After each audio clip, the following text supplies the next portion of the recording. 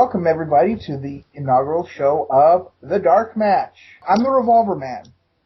I am Matt the Paranoid Cat. I am Iron Bite. Alright, anyway, the Royal Rumble. There's a lot going on there. I think we should start with the top of the show, just work our way through the card. And the top of the show, weirdly enough, in my opinion, was the championship match. Edge versus Dolph Ziggler. Yeah. Good match. His championship matches, what else are you going to start with? I mean, yeah. But then, it was actually a good opening match. It really was. Well, you've got Edge. I am so a mark for Dolph Ziggler now. Yeah, he's solid. If he learns how to talk, he'll be golden for years. Pretty much. The way, I mean, unfortunately I did not get to see it because I was out and about doing other things, but apparently Edge and Ziggler had a damn decent match together. One of the couple things that I really think put Dolph Ziggler, that Edge did to put Dolph Ziggler over, is the fact he broke out a finisher he hasn't used since 2005. Well, he didn't even use that as his finisher. That was just a signature move, and he used Christian's finisher. That's right. He used the Unprettier. Or kill switch. Ooh, kill switch. After hitting the spear during a ref bump. Yeah, of course. Guerrero being attacked by Kelly of all people. Yeah, you know what? That is something that bothered me about this match. Vicky yanked the ref out of the ring, and there was no disqualification. She slapped Edge in front of the ref, and there was no disqualification. She's the GM, though. She's allowed to do that. No, she's not. She's the consultant to the GM. She's the consultant to the GM. Vince McMahon has got the cause for a lot of disqualifications in his day. That's true. Well, what I'll never understand is who's in control of the pay-per-views, because the Raw GM apparently has authority, I guess. Depends on whoever gets to it first. I guess so. All right, anyway, I mean, okay, you got Dolph Ziggler, who's been completely phenomenal since he's broken free of the Spirit Squad. Let's face it, of all the Spirit Squad members, he has been the most successful. Was he Kenny? No, he was Nick Nemeth. All right, because I remember everybody thought Kenny was going to be the breakout star. Yeah, because we're ready now. And Kenny went off and what? Isn't Kenny the one that had the seizure on the airplane? No, that was that was Lance Cade, wasn't it? Yeah, that was Lance Cade just before he died. Yeah. But no, Kenny was in that awful storyline where he was macking on Victoria for a while, and then and then that just fell by the wayside. But no, I mean you gotta. I mean Dolph Ziggler has broken out as this like breakout star. I don't even remember how long his Intercontinental title reign was, but it had to have been long. It was pretty long. Like Kofi Kingston tried to win it off him, and MVP tried to win it off him. Like they couldn't do it. No, nobody could.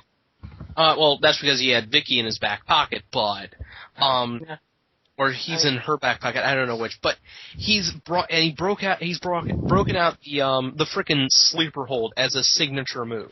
Yeah, so many people shit on that right away. Oh, he's using a sleeper hold to win matches. Wait a second, what? And he just kept on selling it. And that, as a heel, that's what you got to do. So he's really playing the part right, and people are trying to shit on the gimmick, and he's just using that to piss off the people even more. Yeah, and his actual finisher, the zigzag. I'm still trying to figure out the physics of that move. Don't. You're going into Matt Striker territory. Don't. It's wrestling. Don't. Oh no, it's a great move. I'm just trying to figure out the physics of it. I think the only move I know with weirder physics or more impossible physics was Pirate Paul Burchill's kind of. It's like the Canadian Destroyer, except in a rock bottom, instead of a pile driver. It's. I will say I like the C4 because it's basically a moonsault, and I'm a total mark for that. Okay, guys, just for reference here, he had the Intercontinental title since August 6th. Oh. So pretty that's incredible. It's almost 6 months. It's 5 months, a little bit over 5 months there that he had it for. That's a damn lengthy title. And from what I remember, he really did legitimize the Intercontinental title. And he had a great series of matches with Daniel Bryan, as I remember, and And then we move on to Randy Orton versus The Miz. The heat vacuum. Let's face it. Whenever you're taking on The Miz, you're actually taking on Alex Riley and The Miz. So it's always a 2-on-1 handicap match. But this became And sometimes Michael Cole. And Michael Cole. Oh, that was only if Jerry Lawler gets involved. That's only if Jerry Lawler. And Miz needed it. Speaking of that, there was one line there on commentary I did like during this match where it got really quiet on commentary, and Jerry Lawler, almost under his breath, said, "One of these days you're going to get yours, Cole." And it's just like, jeez. You can't do it. You can't do it. You'll be fired. There's something later on that I think is going to go down at Mania, but I'll talk about that later. But we got Miz and Alex Riley versus Randy Orton, which then became Randy Orton versus The Miz, Alex Riley, and the Next ES. As I like to call don't even make that joke. That doesn't translate well to verbal. You gotta see that written down if you're gonna do that. Okay. Well, there was a sign in the crowd that said "Straight Edge Society Reborn" every time the new Nexus came out. Yeah. Oh. There you go. But where did this come from? I mean, I understand Punk's, Punk obviously wants a title, another title reign. Mm-hmm. It's because if Miz is champion, he feels like he's got an easier chance of beating him. That's how the main event stars on Raw are viewing the Miz, though. They're viewing him as a joke, not a legitimate champion. And if Randy Orton gets it, it's going to be harder for Punk to win, even if it's just Punk and not Miz with Alex Riley and Michael Cole and whoever else he's got hiding under the ring. So that's the strategy there. Keep the title on the Miz where they know Miz is scared and he has to cheat, but they're not afraid to cheat either. They're not going to try and be all ballsy about it, like I can just beat you straight up, It's a heel tactic to try and keep the stronger contenders out of the title picture. Fair enough. I liked in the middle of the match where Miz said, "Fuck this, I'm taking my title and walking." It's always funny to see that. Did he really? Yeah, he tried to walk out, and Orton had none of it. No, Orton was all business last night, from what I've read, and from what I saw during the Rumble. That's a little bit later. I'll say it though, as serious as good as Orton is, as serious as he tries to be, I just think there's a little bit lost in the entertainment value of his matches because of how serious he is. Yeah, I was watching the Edge DVD where it was Edge versus Orton for the Intercontinental title, and it was like the match itself. I've never seen this match, by the way. This is the first time I've ever seen it, and just watching this match, I was like, half of this stuff could have been cut. Like half the time could have been cut because most of that was taken up by Randy Orton just locking on the rest holds. Yeah. If Randy Orton kind of actually acknowledged that the fans were cheering for him, but he didn't give a shit about the fans, and he hated the fans and everyone else, it was kind of more like a reluctant babyface. Yeah. Like, I have no idea what he's doing to get over it. I think that would be awesome. I think that would be much more entertaining. I do have a theory about why Randy Orton is over as a face rather than a heel. He's just so badass. No, he turned the crowd. The crowd didn't turn him. He turned the crowd heel. Yeah, that's what I mean. He's just so badass, you can't help but cheer for him. Yeah, badass. Oh my god! I mean, he made everybody cheer him when he punted Chris Jericho in the head. Yeah, fuck that noise. Barking out right here. No. It's like when if you're a fair weather fan for baseball, when you get down to the World Series, no matter who it is versus the Yankees, if the Yankees make it. Yeah. Or the Steelers. Like, man, the Yankees are evil bastards, but god damn it, how can you cheer for anyone against the Yankees, Yeah, there you go. The odds are just astronomical. So and once again, Michael Cole decides I need to come all over the Miz's face when he wins the championship. That part of the Miz more like Miz coming all over his face. No, I don't know what it is, but Michael Cole slobbers over the Miz's knob every time he sees him. No, I do like how they have Cole feeling it the up. Biggest fanboy for the top heel on both Raw and SmackDown right now. Yeah, that's true. Like he's just all over those gimmicks and just big fans of it and everything, and it really does create a nice counterbalance and fills a nice void that was opened up when Jerry Lawler quit doing that. Yeah, when Jerry Lawler decided to say, you know what, fuck it, I'll just cheer for the whoever the face is. I doubt he wanted to do that. It's just that, back like in 06 and 07, there was serious hatred for John Cena, so they tried to push that everybody loved him except whoever was fighting him, and it backfired big time. So when they stopped doing that, when he finally actually started to get back over as a face. Yeah. And unfortunately, Jerry Lawler's been stuck in that state ever since. I don't know why they didn't switch him back to his natural heelness. Yeah, it's funny because watching the Rumble, I was really pissed off at Striker because, he was being an idiot. And Lawler himself he didn't really do much. He just made his comments, and it was really lackluster. And Cole was actually pretty. I really liked Cole doing his commentary. I think Lawler's kind of getting towards the end of his career. I think he's getting ready to hand off the reins to somebody. And also, once you get up there, it's kind of like, you know what? I'm more valuable as a face because the fans have just grown to love me and be used to me and everything. So it doesn't really make sense for him to be a heel, even though you'd kind of mark out for him if he went back to being such an asshole. Yeah. But, yeah. We still have the Divas Championship match to go. Okay. Natalia lost, and Eve Torres is the new Divas Championship. Do we really need to talk about anything more than this? Yes, we do need to talk about it because there's a lot going on here. Apparently, the shirts that were sold there already had printed up that the Divas match was a Fatal 4, so this is something they've been planning for a while, but apparently just forgot to announce. And with that too, I want to kind of rewind it back to Kelly's spot in the first match where she came out and just beat the ever-loving tar out of Vicky Guerrero for no reason whatsoever. She's involved in a storyline already that doesn't involve Vicky at all, and she just comes out and just sticks her nose in Vicky's business. So it's like, Tifa, if I may. What the hell? The whole thing with Kelly criticizing Drew McIntyre, and this is where Cole was really. He'll have the point. he hit the nail on the head Friday with that. It's like, where does she get off criticizing him for being vicious when she just blindsided Laycool from behind in their entrance, and she comes out and just attacks Vicky out of nowhere. And by the way, hi Caitlyn. Yeah, where's Caitlyn? But anyway, get back on my point. They had this nice feud going with Melina, and I don't know who she pissed off to have this happen, but they dropped that feud with less than a week till the Rumble.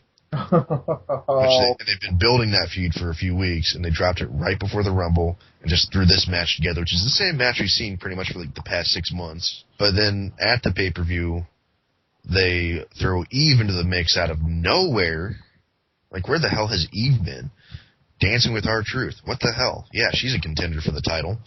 And, completely unannounced, announced a Fatal 4-Way.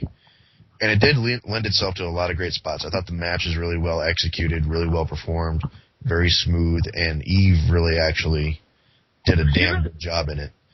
Yeah. Yeah, that moonsault off the top rope, or as most people like to call it, I think Jeff Hardy calls it the Whisper in the Wind. Yeah. Oh, yes, the Whisper in the Wind. Yes, the corkscrew senton moonsault. I don't know what it is. I have never seen anyone hit that move and transition straight into a pin so seamlessly like she did. Oh, it was really impressive.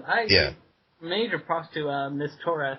And the timing on the double pin, like the one behind the ref and her pinning Layla right there, that was nicely executed too, just the timing on it. But I'm sitting there going, what the hell is up with this booking? Like, just randomly dropping and starting feuds, randomly throwing people into title matches. And I think I get it, because, they got Kelly sticking her nose in Vicky's business. Vicky's been training for some ring time, I know. They've got Eve Torres is the new champion out of nowhere, with Laycool and Natty having a gripe about that. Melina's got a gripe about getting snubbed from the Royal Rumble. And Awesome Kong is waiting to debut. And you got the Bellas and Gail Kim getting into it.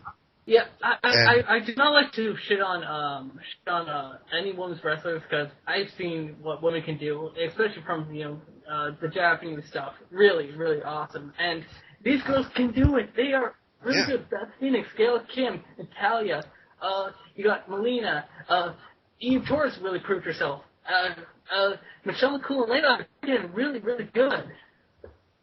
Yeah, and what I think is happening here is they're going to build all this animosity between the divas because they're giving the divas a lot of camera time lately. Oh yeah. Big battle royal, and Kong just comes out and just squashes the hell out of everybody. Oh. All right, I want to speak. I'm calling that right now. I want to speak on that because something that really bothered me, and just everywhere, how many people were furious that people were acting like Awesome Kong was such a foregone conclusion appearing on the Rumble when she didn't. They acted like it was a bait and switch when not a damn thing was ever stated about it. Awesome Kong teased it on Twitter.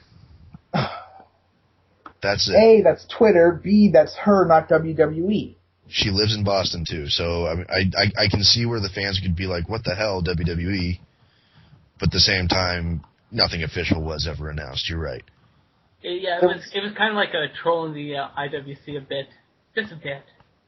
But then again, you don't necessarily have to have anything officially announced to know shit's going to happen, like Kevin Nash and Booker T. So. Yeah, but for them, they came to Boston, so the fact that they were in Boston was definitely a clue. Like you said, Awesome Kong lives in Boston. Yeah, but then she also made that comment on Twitter.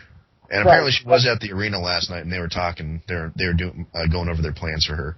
Oh, I believe it. I'm just saying that it bugged me that so many people act like that they basically was a bait and switch when it came to that Awesome Kong didn't debut at the Royal Rumble. Right. Yeah. We pretty much thought, a lot of people, we thought Christian would come in. We thought. Well, Christian was there too. Yeah, Christian was there too. Without his sling on.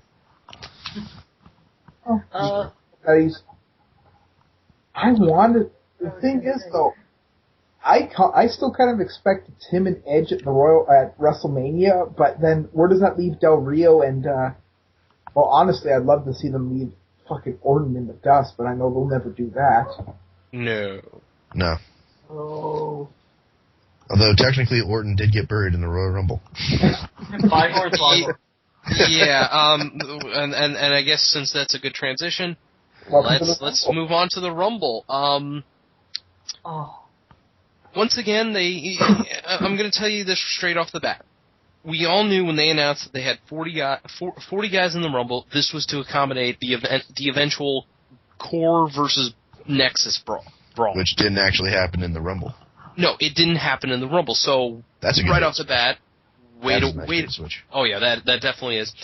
And then you start off with Punk, Daniel, and Brian.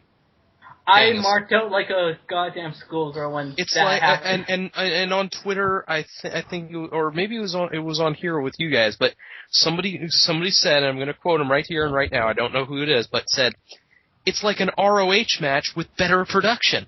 Oh, I know who had said that. Oh, it was Joey Styles. Was it really? Was it really? Well, he's completely right. And that just goes to show you someone who, like, whoever is back, like, I guess, yeah, Panda Energy needs to drop freaking TNA and pick up ROH and keep the booking committee. We then get the first member of the Nexus out, and he does jack all crap.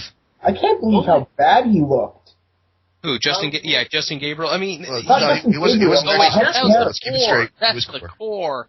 I'm sorry. And he does jack all crap. He gets eliminated off the bat. And then...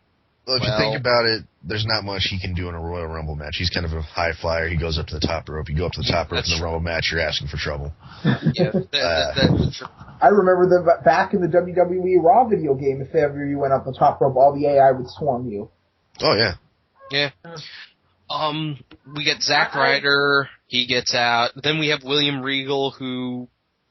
Oh. Again, I saw the match with Regal and Bryan. I think it could have gone a little bit longer, but it was just one of those matches that you dream about watching. Yeah, it was a good match. Yeah, and then Ted DiBiase comes out. And he does pretty much everything he's been doing for the last year. Which is jack crap, yeah. And then out comes my pick. The man, the king of parkour, John Morrison. This is a guy who I think... John Morrison! Yes. I think has got just utterly big things ahead of him, and even though he didn't... I heard that he did this awesome, like, Spider-Man spot. Here's what happened. Morrison was hanging off the rope, and Regal kind of shouldered him, and Morrison flew off. But then he caught the lip of the security railing, and was able to plant his feet. And so his feet never touched the ground, so he's not eliminated. He climbed back up on the security railing, walked around, and then jumped onto the steps, the steel steps, which I guess don't count as the outside. And well, they're not the floor. I guess so. They're not the floor. And so that's a legitimate thing. But anyway, while this is going on, Regal is still standing over there waiting for him to try and get back in the ring to just punch him right off the apron again. And DiBiase comes up and just flips him right out of the ring and eliminates him. So as Morrison... I have to say, Morrison, I don't know if that spot was planned, but it was. Either way, you know it was. I was a lot of trust in Morrison to pull that off, because he could have very easily just hit the floor. Yeah, a fan could have shoved him. Yeah, an asshole fan decided, I'm going to get involved in the Royal Rumble. Yeah, my spot. Why is security coming over here? Yeah, I hope if somebody actually did that, I hope everybody around him would just beat the living crap out of him. Because that's like, Yeah, but he jumps to the ring steps while Regal is recovering from being eliminated, and Regal turns to see him. And without missing a beat, I can't remember if he kicked him or punched him in the head. Kicked him. A really quick chop to the jaw. Just sweet chin music on Regal while standing on the steel steps, and just walks right back into the ring like nothing happened. You know what that actually kind of reminded me of? Not as awesome, but kind of the same idea is when Jerry Lawler was thrown out, but he was able to land on one foot, and since both feet have to touch the floor, he tried to hop his way back into the ring. Like, this was back in, 95. Yeah. I mean, did it work? It didn't work because Brett came out when he was still doing that, and he kicked his foot from out under him, and so he hit the ground. Right. Oh. But I'm surprised we don't see those kinds of spots that often anymore, where, clever wrestlers use I think you get about one spot like that a year. Yeah. If you get more than one goofy spot about being, the technicalities of being eliminated a year, you start overdoing it.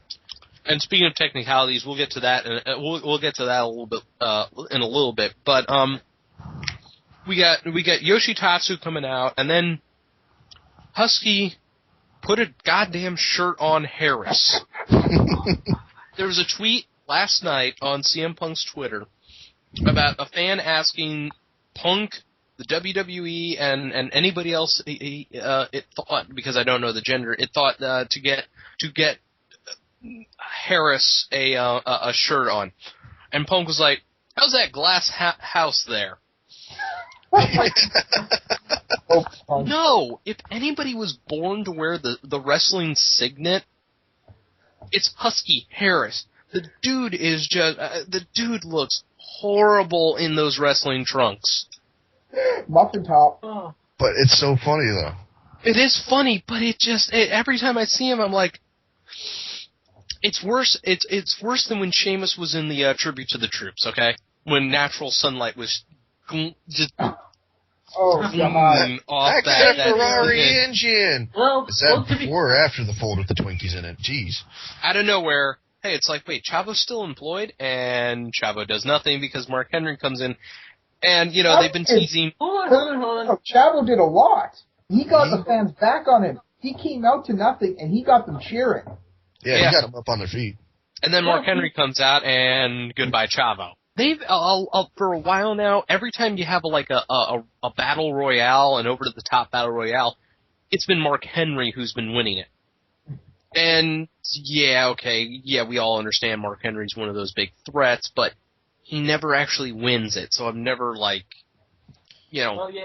convinced. Yeah, it's because everyone does what they always do whenever a big man gets in the Royal Rumble. They all gang up on him. Right, unless you're Kane, in which case ganging up doesn't matter. But or Big then all of a sudden, you get, in quick succession, JTG, Michael McGillicuddy, Chris Masters, and David Otunga. And then Nexus did what I thought they were going to do. They just ganged up on everybody and were using the numbers game to basically defeat everybody. I'm not going to even list who comes out after that because does it matter? They all laugh. I like that, honestly. I actually like that because he was a heel. It was pissing people off. That's their job. What did piss me off just a little bit is the fact that even though you had the entire the Nexus beating up everybody, and then the Great Khali comes out. Yeah, it was kind of like last year where Punk was just eliminating everyone as they were coming out by himself, and now this year he was having his gang do it for him. Just for reference sake here, they eliminated JTG, DiBiase, Daniel Bryan, Masters, Morrison, Henry, Kozlov, and R-Truth between 18 minutes and 26:10. Then Great Khali comes up, and he doesn't get eliminated, and he actually eliminates Harris. Yeah, he eliminated Harris. So, and then Mason came out, and they eliminated 4 more guys. And then the surprise of the night, which is really no surprise if you read the LOL dirt sheets, and I did not see this, but tell me, was he the King Booker? No. He was Booker T. Okay. He was Harlem Booker Heat. T. Okay. Booker T comes out.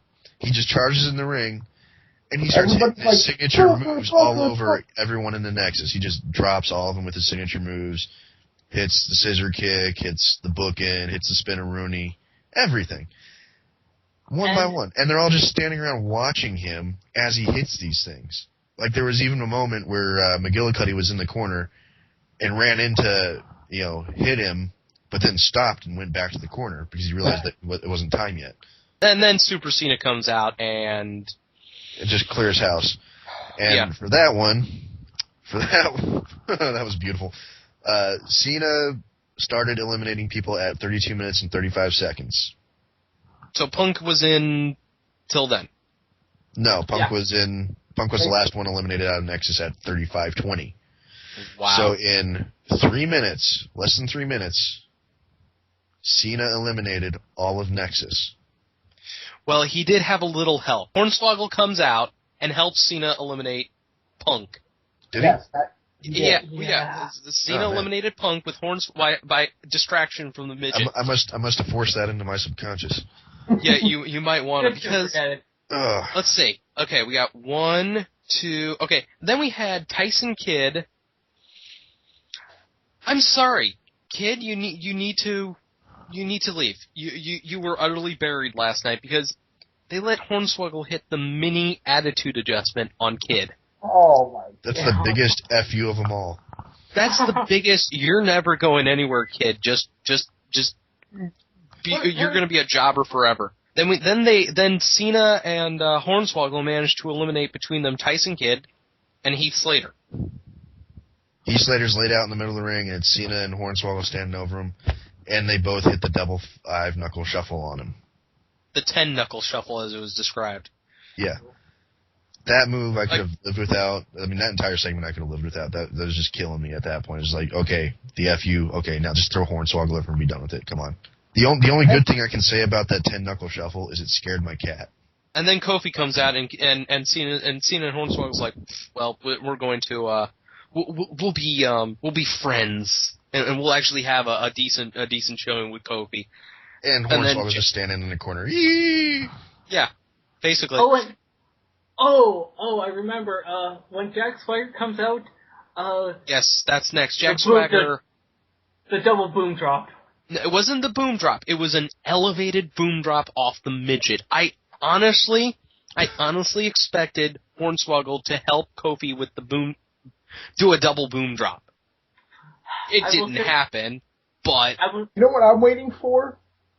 I want to see, like, who's a really big guy that's a heel. They really don't have any huge heels. Let's say the big guy in Nexus. I can't remember his name, unfortunately. I want him to pick up Hornswoggle and use him like a fucking human missile. Lawn dart. Lawn dart, yeah. And then out comes, Jack Swagger, and then out comes King Sheamus. Again. That was a funny spot right there. That was a funny spot. When Hornswoggle hit sweet shin music, I honestly expected him to hit sweet nut music. There was another spot earlier. He headbutted, I think it was Heath Slater, and Lawler goes, "Yeah, he's got to remember where he hits."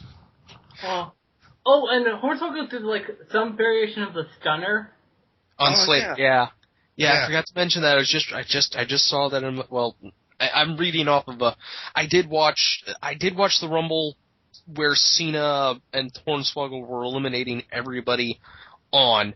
So, I'm reading the recap here. It was just those two, though. It was just those two. It wasn't anyone else. Yeah. Sheamus hits the Baroque kick and kills Hornswoggle. He just kicks a midget right in the face.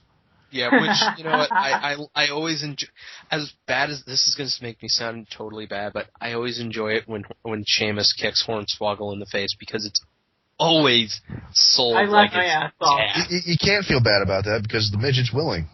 Yeah, there's that. And speaking of midgets, out comes Rey Mysterio. It's like the Boondocks, you know. If I didn't want to get peed on, I'd just move out the way. Yeah. But out comes Rey Mysterio, and just utterly just whenever Rey Mysterio gets into a match, and you got to admit this, whenever he gets into the match, the energy in that match just goes up a notch or two. Mm-hmm. And it was no exception in the Rumble. He was taking out people, and then Sheamus killed him. Kofi hits Trouble in Paradise, and then Swagger comes flying out of nowhere. Swagger got some really good offense on Cena last night. Yeah. Yeah. But Swagger then gets taken out. I think he was sitting on the ring apron. Yeah, he was sitting on the ring apron. Yeah, he almost got eliminated, but he landed on the ring apron and he sat up. And then out of nowhere, Rey Mysterio hits the 619, knocks him off the ring apron, and that was awesome. But Wade Barrett comes out and does his thing with Cena because now we don't have the Nexus versus Core that we were promised. No, now it's now Barrett's going to continue his rivalry with Cena, and then out comes Core didn't really get a chance. Core didn't really get a chance to shine in this match. They were spread out throughout the match. Yeah. And then out comes right at the start. Slater by himself against Cena. Yeah, and then out comes Ziggler. Yeah. Out comes Ziggler. Who already had a match. Already had a match. But, there is a tradition of Royal Rumble Championship losers getting into the Rumble somehow. Yeah, but I don't like it. Out comes Diesel after Ziggler. Diesel. And he got the biggest pop of the night. Yeah, I was shocked to hear that. I was really shocked to hear he got that big of a pop. That's because it was the truck music. And he dyed his hair. It wasn't the Kevin Nash persona. It was Big Diesel. Daddy Cool Diesel.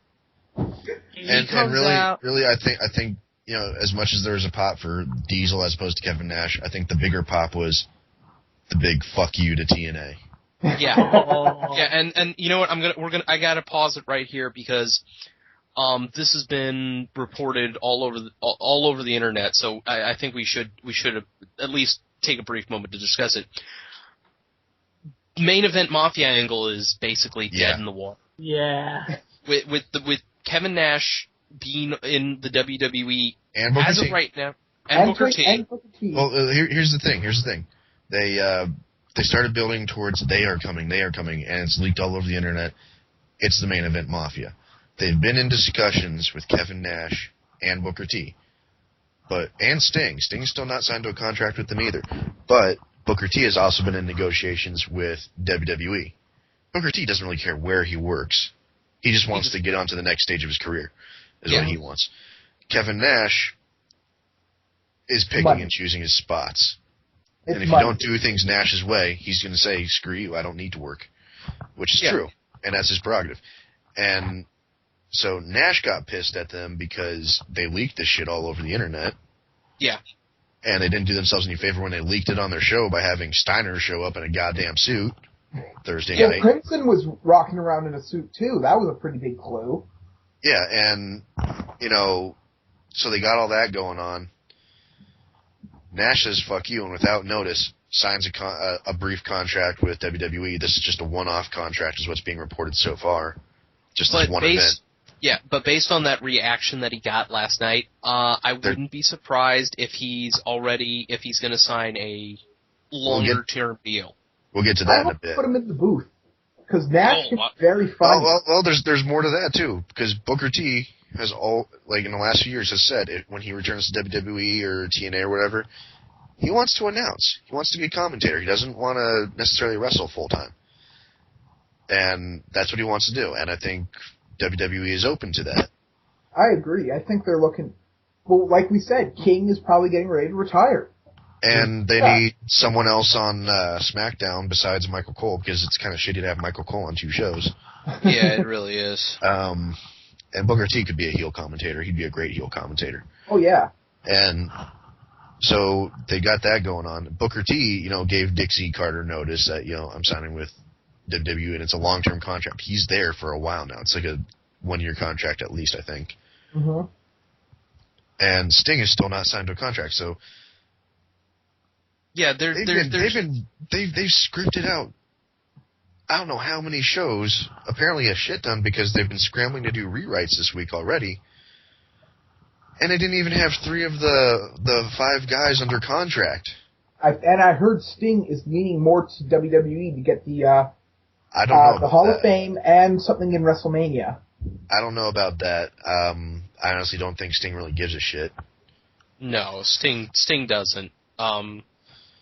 Sting's kind of like Kevin Nash. Sting doesn't need to work for anybody. True, and I really don't think he really wants to deal with TNA anymore. I don't think he wants to deal with TNA, and I don't think he ever wanted to deal with WWE. True. Yes, Sting's done until somebody actually, gives him what he wants, which is not anything humiliating. Good writing, good production, and... Beyond Ring of Honor. No? TV. Oh, shit. Well, we're fucked now. I wish. But, I don't know what his deal is, why he's never gone to work with Vince. I don't know. But I know Vince he probably fears the whole being buried for being a WCW guy, but I think it was just one of those send-off, pass the torch kind of things. I don't think he'd have a problem. He's getting to that point in his career. He could do that without a problem, and I don't think Vince would bury him. I doubt Vince would. I mean, look how often that WCW is starting to be portrayed in a positive light now. Yeah. Vince has finally gotten over the fact, okay, I've won. Let's make some money off of this instead of just burying it. Yeah, he's doing a really good job now. What he should have been doing all along. Exactly. Anyway, so, back to the Rumble. Yeah. After Nash hits his big spots, which basically consists of everything but the jackknife powerbomb. Teaser. Out comes Drew McIntyre, and I gotta say, I love Drew McIntyre's newest theme song. It's sinister. It gets my motor going, and I know it gets a lot of people's motors going. But Mysterio hits the 619 to Nash. Oh yeah, that was a great spot. Nash fell on the ropes and he's laying there for a solid minute. He's just laying there. And where he got the end of the rope.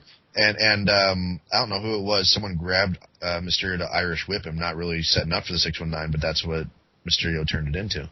And even if it wasn't, supposed to be that spot, it's still a great spot, especially. I think it was just because of how long Nash was laying there for it.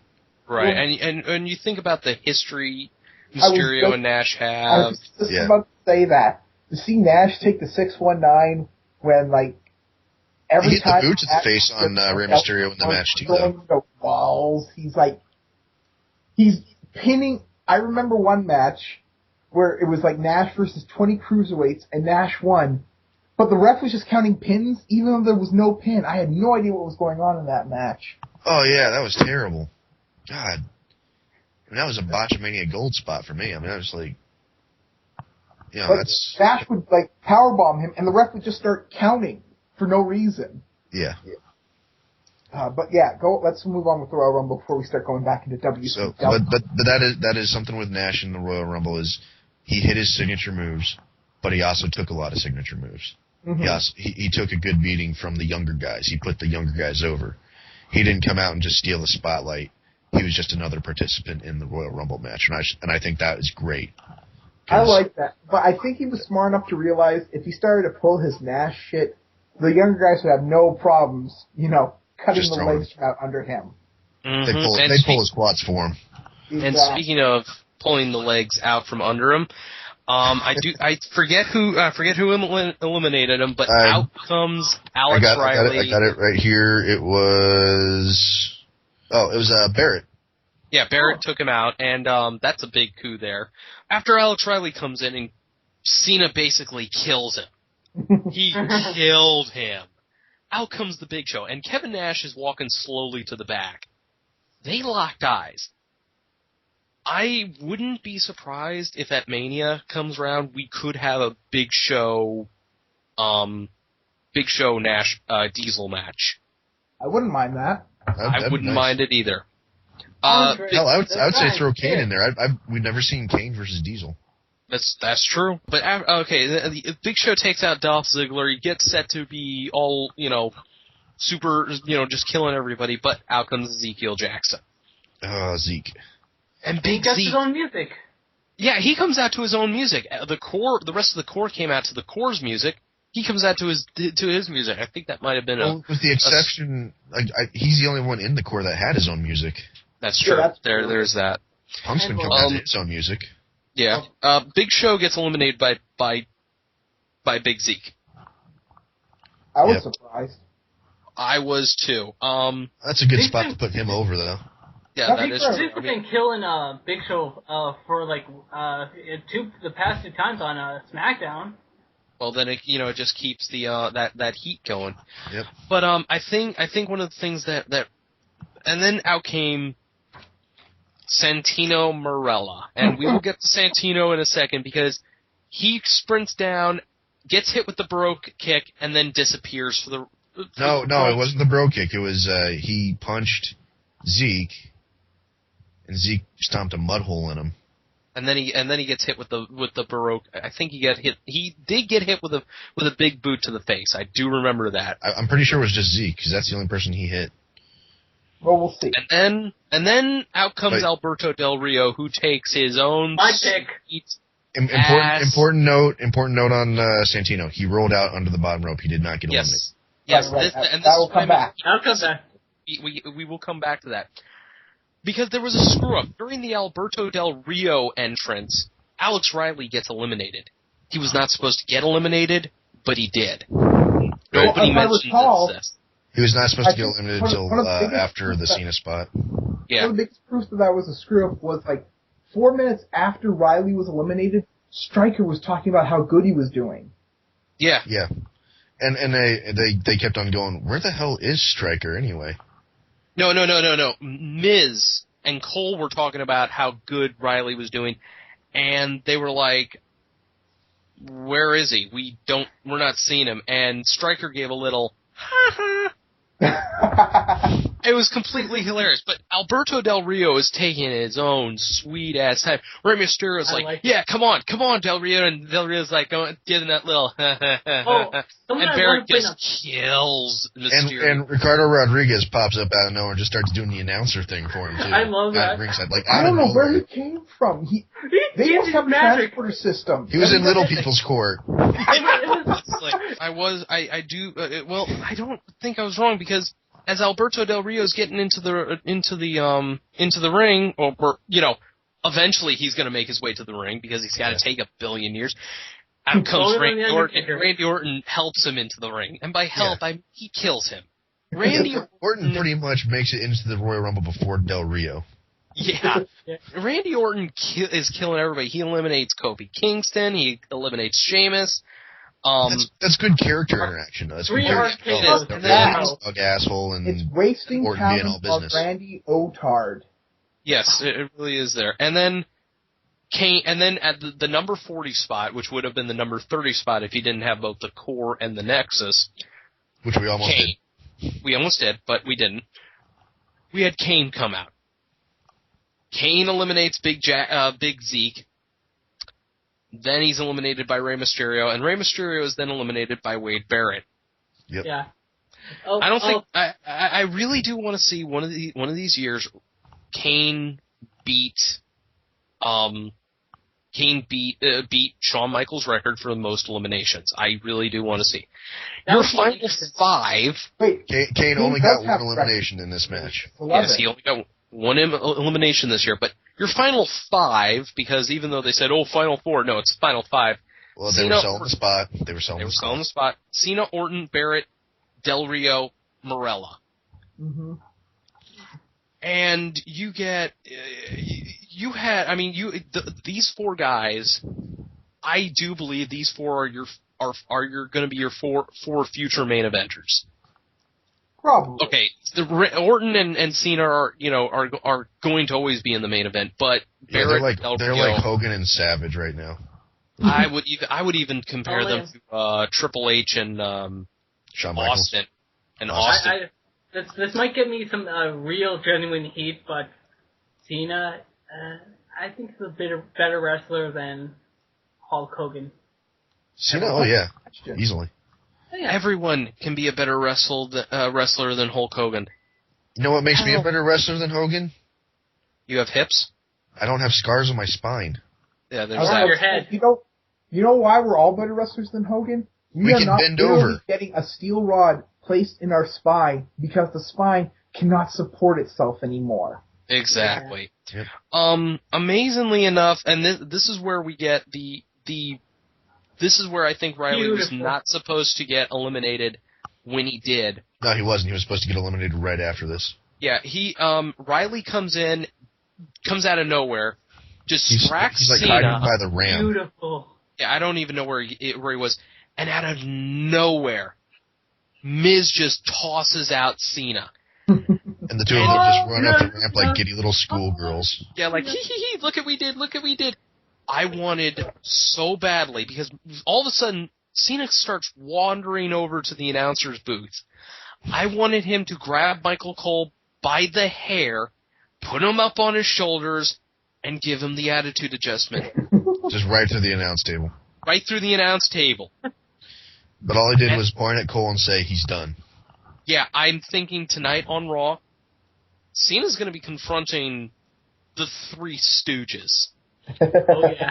The end of the Rumble comes where Randy Orton basically, kills Del Rio, then sends Barrett over, and then Del Rio out of nowhere grabs Orton and tosses him over, and everybody's like, yeah, Del Rio won! Holy fucking shit, what the, oh my god, and then music starts playing, confetti's falling, and everybody's like, yeah, and then Santino with the Cobra. Santino staggers into the ring, and Del Rio's like arguing with the ref to raise his hand, and the ref's like pointing behind him, like, the match isn't over. He's like, fuck you, raise my hand. And while this is going on, Ricardo Rodriguez comes over and starts yelling in Spanish at Del Rio to turn around. And Santino sets up the Cobra strike. Hits his arm and all that shit. And right as Del Rio he yells something, and Del Rio turns around then, and Cobra strike. If Santino had actually tossed out Del Rio during that, had he actually won, it would have been the biggest swerve of all time. You know what would have been hilarious, guys? It would have been great. You know what? There would have been massive cornet faces on everyone's face, like. But that's how you know Vince is watching the internet and taking it seriously just to fuck with everyone. No. Honestly, I would have fucking marked the hell out of it. Like, yeah, Santino for president, yeah. What I thought was funnier in that spot would have been if they were like really close to the ropes and Del Rio selling it doesn't realize how close to these ropes, and he accidentally throws himself out of it. So if they had botched that spot so that Santino would have won, I would have loved to see what they would have done tonight. But you know what? They've already demonstrated that swerving out of the Royal Rumble winner being the contender at WrestleMania is already easy to do.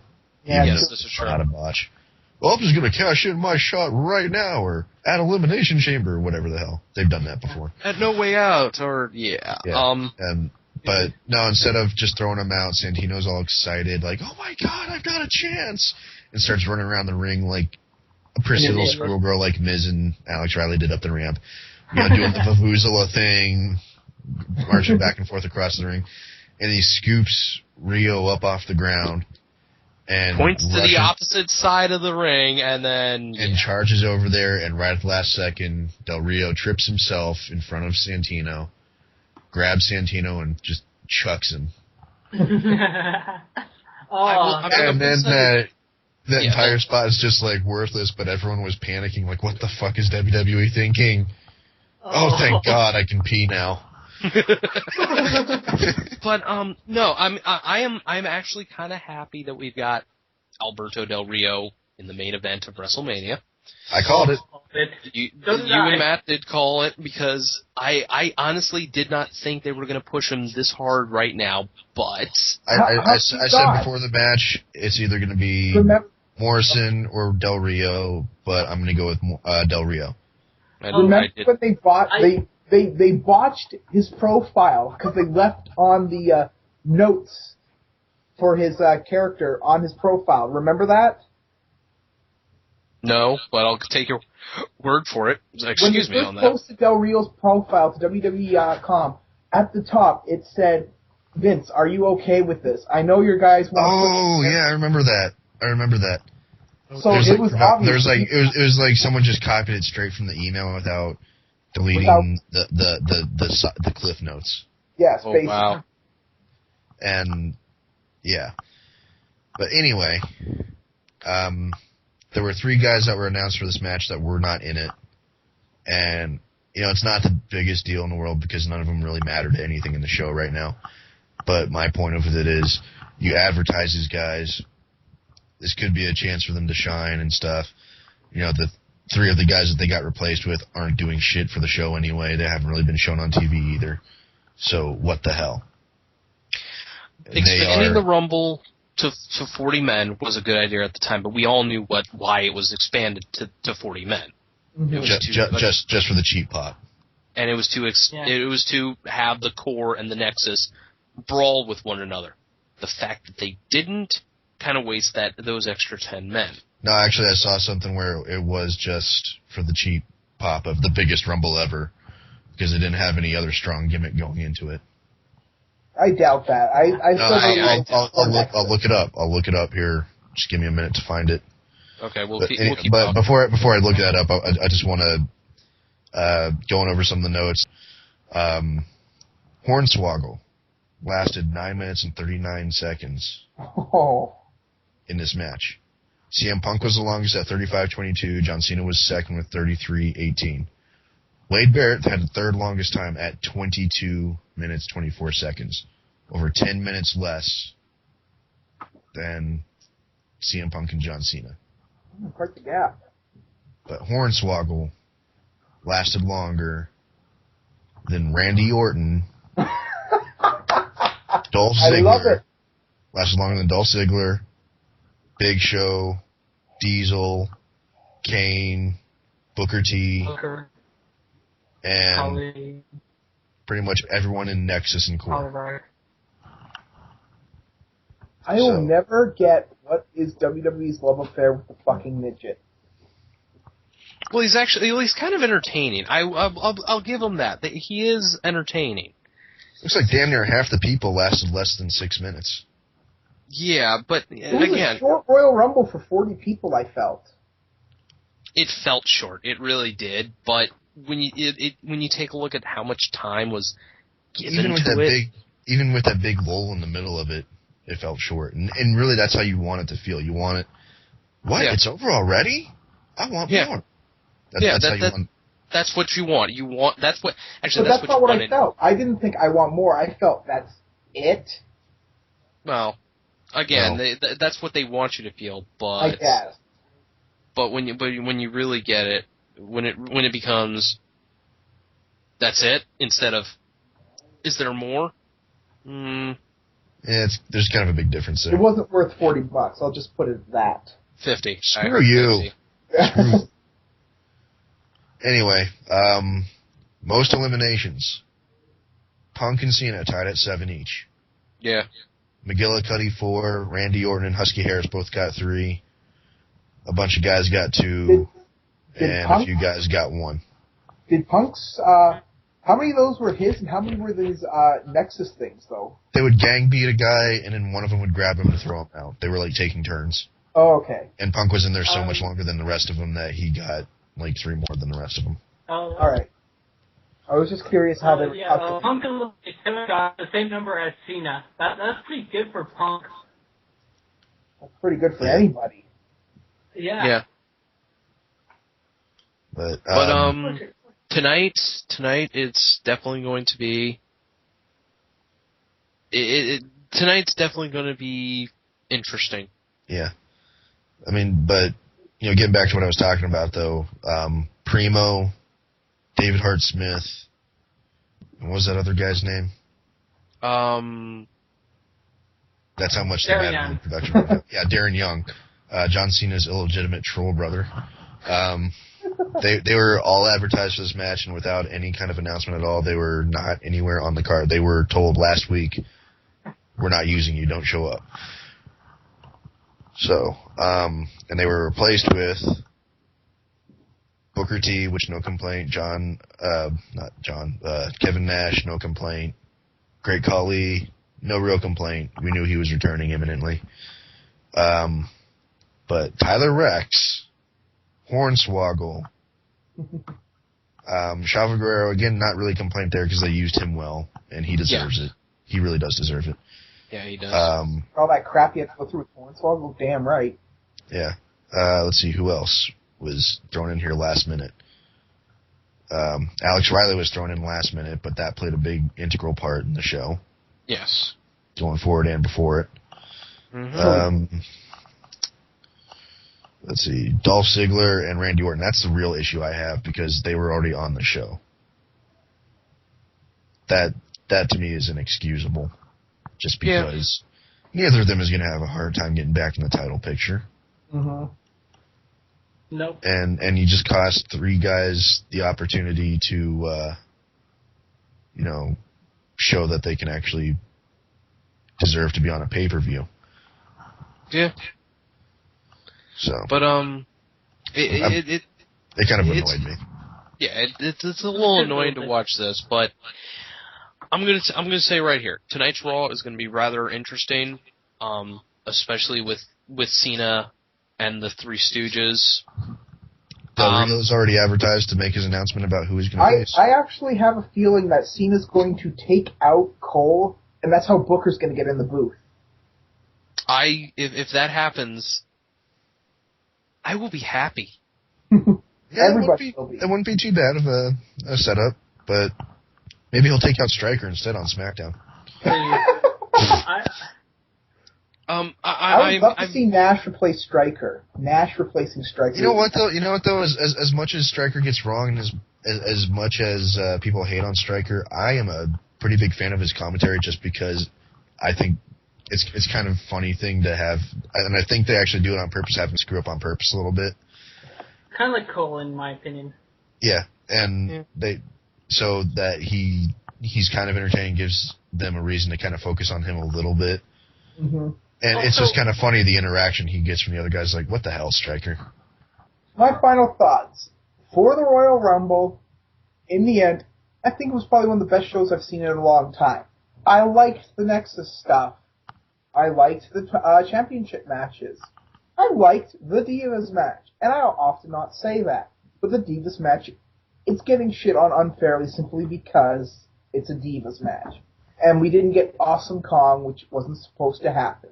But in the end, I'd put this in the win column for WWE. To start off the year with this pay-per-view, I think it's looking good. It did look good. I liked it.